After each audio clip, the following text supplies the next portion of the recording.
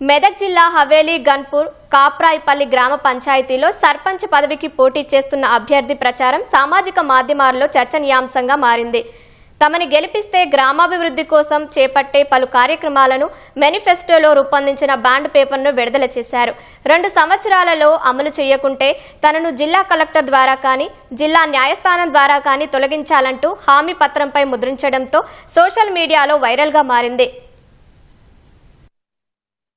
మందుకు డబ్బుకు ప్రాలోభ పెట్టకుండా ఏదైనా ఒక కాన్సెప్ట్తో గ్రామాభివృద్ధి చేసుకోవాలనే ఉద్దేశంతో మా సమస్యలు చూసి మా ఊరి డెవలప్ కోసము మార్పు కోసము ఏదైనా ఒకటి చేయాలనిపించింది. అందుకని ఈ బాండ్ రిలీజ్ చేసాము. మాకు ఆస్తుల మీద అవసరం లేదు, కానీ సేవ చేయాలనే ఉద్దేశంతోనే మేము చదువుకునే ఎడ్యుకేషన్ పర్సన్స్ ఉన్నాం కాబట్టి ఏదైనా ఒక మార్పు తీసుకురావాలి గ్రామ పంచాయతీలు అనే ఉద్దేశంతో ఈ మేనిఫెస్టో రిలీజ్ చేయడం జరిగింది.